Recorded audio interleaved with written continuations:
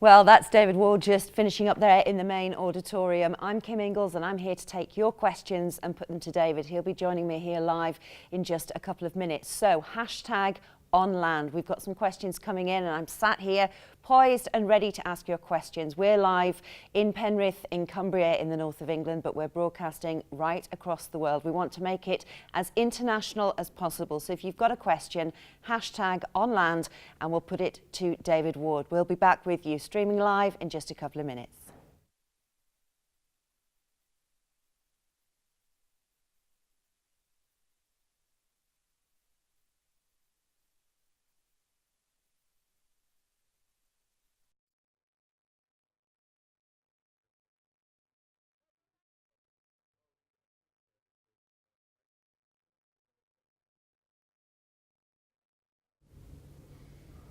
Well, we're glad you're joining us wherever you are across the globe. I've got David Ward here with me now. David, you've done a lot of talking already this morning, but we're streaming live to over 20 countries.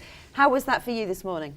Oh, it was good, yeah. It went reasonably well, I think. A few technical glitches, but that's often to be expected. But I think what I really liked about it was that I got a reasonable number of questions at the end, and that for me is a really important part to engage in the conversation with the audience. So I wasn't able to listen to that bit. I heard most of what you were talking about with colour and everything. Did you get some interesting questions in the auditorium? Yeah, some very interesting questions, and I like that because it means that people have actually sort of been digesting it and thinking about how it relates to their work, and that's for me a large part of what I do is about trying to inform people, to educate people, to hopefully inspire people to think about what goes on behind photography. So rather than about the hows, rather than about the nuts and bolts about how you make images, actually about why. Yeah. And that for me is the fascinating thing in photography. The how is kind of the easiest thing to get around. I know lots of people will disagree with that, but especially in the current era with digital cameras, it's much quicker to close that loop about getting reasonably technically competent photographs, but actually to make photographs that move people is the much harder thing, and that all relates to the whys. That all relates to how we emotionally respond to photographs, which is not about getting something perfectly sharp. Nobody ever stood in front of a photograph and wept because it was sharp. You might stand in front of your own and weep because it's not sharp, but that's a whole different issue. So yeah, it was good. It was nice to get a good response. Well, we've got some questions coming in. You talk about emotion. Dorcas is talking to us, and she says, landscape photography, it seems to be talked about as being documentary photography these days. How can we reverse that? Yeah, I think there is certainly. Well, one of the issues I think that's happened with the net is that an awful lot more work is available for people to view than it used to be possible to view, and the majority of that is probably what you would just call straightforwardly descriptive photographs. They're photographs of a place, and you might describe them as documentary photographs.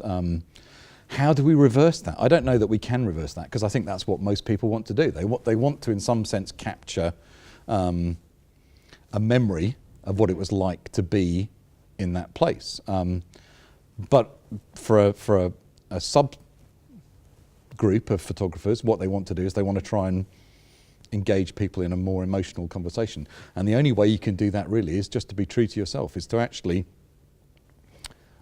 just think about what it is that moves you as a photographer, and to concentrate on those elements and to work with it. And it's all about practice. It's all about carrying on doing that and trying to ignore those things that you think are irrelevant. Now, peer pressure obviously can play a big part in that, and that's probably worse now than it used to be, because we all have access to so many sources of photography. Mm-hmm.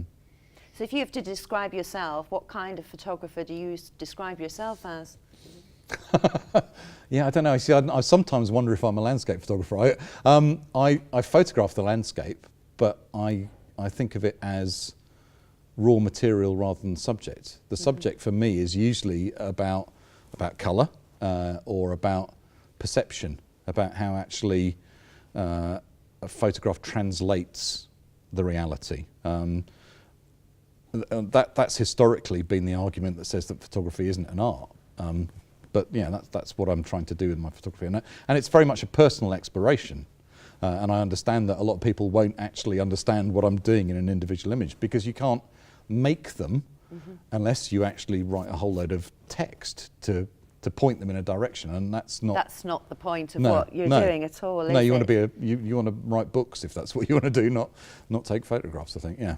All right, hashtag on land. We've got another question come in from Paul. What colour combinations set out the winner in Glencoe, in your opinion? I think it was the muted colour that probably, Mark Littlejohn's picture, I think it was probably the muted colours that worked so powerfully in that image, because they have an emotional charge. It's not celebratory, it's melancholic, and I think that was maybe the issue that a lot of people had when they found it a difficult image, was that they expect landscape photographs to be celebratory in a sort of romantic tradition.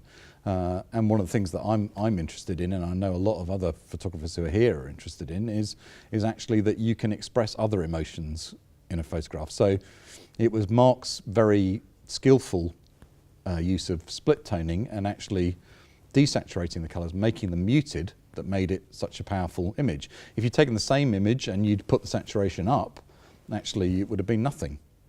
Yeah. It's a subtle image, and maybe that's also something that people are not used to interpreting colour. Much more challenging as an image than the celebratory images you talk Yeah, about.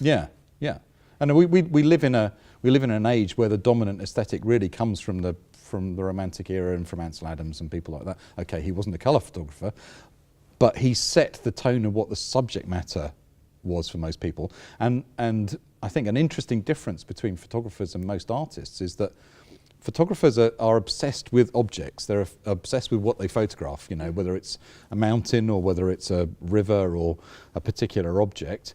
Whereas most artists would start from the notion of they want to express a theme, they want to talk about an emotion, they want to talk about, you know, something like Guernica, Picasso's famous painting. He's talking about how dreadful that was, how awful that bombing was. Whereas a photographer, they start with wanting to document somewhere, and only afterwards do some of them think about, oh well, do I have any emotional charge in that? Right. Okay. Alan Ranger asks, does David feel that photography's become diverse and rich, or diluted by the millions that now enjoy the DSLR? Great question, Alan. Thank you. I think it's probably a bit of both, actually, isn't it? There is an argument for saying that 25 years ago, a lot of the pictures, the equivalent pictures that we see now published on the social media groups, would never have seen the light of day. They would have stayed in somebody's drawer, and maybe at Christmas your Uncle Harry would have treated you to a slideshow, maybe of pictures that you didn't find that interesting. Now that's not by any means the majority, but I think what has happened is that it's become easier to be swayed by other people's work, I think, because it's easier for trends to develop, I think, than it were when the only way that you got to see other photographers' work perhaps was to look at books. Yeah. That publication was the only way that you got your work out there.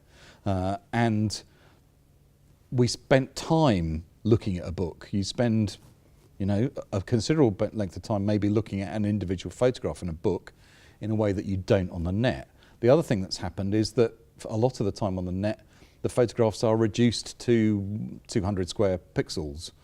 And that doesn't allow you, perhaps, to assess a more subtle photograph. And I think Mark's photograph that we were talking about earlier, one of the problems that he had when it was first posted, it's posted on Facebook or whatever, and it's a relatively small image. Now, when you go and see the print, which we're privileged to have a copy of the print outside, and yeah, it's fabulous. It's a fabulous image, but people are assessing it on that little thing, and they go, "Oh, well, there's nothing in that. I can't see anything in that." It's not how it's meant to be looked at at all, no, is and it? the subtlety's not there. And if you look at the work of somebody like Jem Sutherland, he's got 50 by 40 inch prints, I think they are out there, and there's an enormous amount of richness and subtlety in those pictures. But if you stick them on the net, they don't look like anything. No. No, absolutely. I mean, it has its uses, but it's limiting, definitely. Yeah. And you use a large format camera. Yeah. What's the reasoning behind that?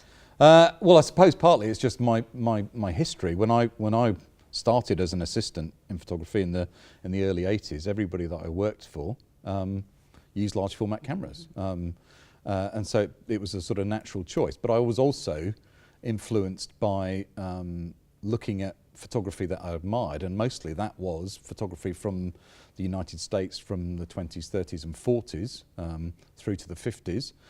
People like Minor White who shot on large format but also shot on smaller formats, and obviously Edward Weston, Ansel Adams, people like that. So there was a desire to want to try and see if the craft that they had employed influenced the way they photographed, and it definitely does. It forces you to slow down, and for me that's a very important thing. I tend to be a bit too trigger happy if if I've got a little DSLR. I work too fast, so it's important to me that the camera makes me work slowly, and it's not really about the capture medium. I think a lot of people think, oh well, it's because he likes shooting on Velvia, but I would be happy to shoot on a digital back as long as I had the view camera.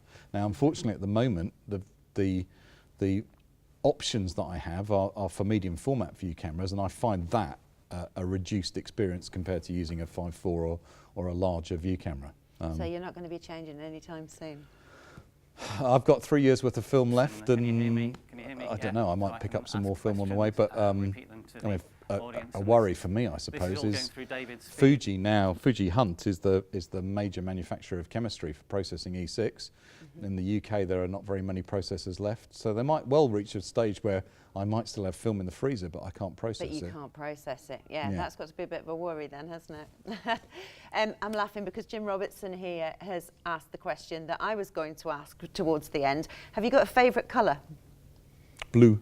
Yes, I thought you might say that. Blue's my favourite colour as well. Jim, if you're still there, hashtag onland, let us know what your favourite colour is.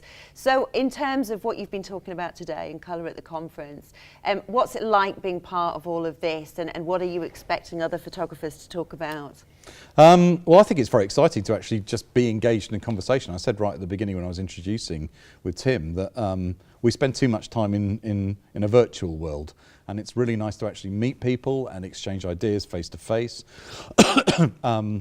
For me, several of my sort of heroes are here. So Hans Strand and Paul Wakefield are a couple of my heroes, and I'll just be fascinated to see their images and hear what they have to say about them.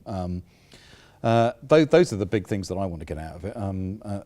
I think it's nice to have the opportunity to be engaging in a different conversation, a conversation that's not about apertures, not about shutter speeds, not about colour spaces. Absolutely. Something that's more, I suppose, tuned towards the artistic. Yeah.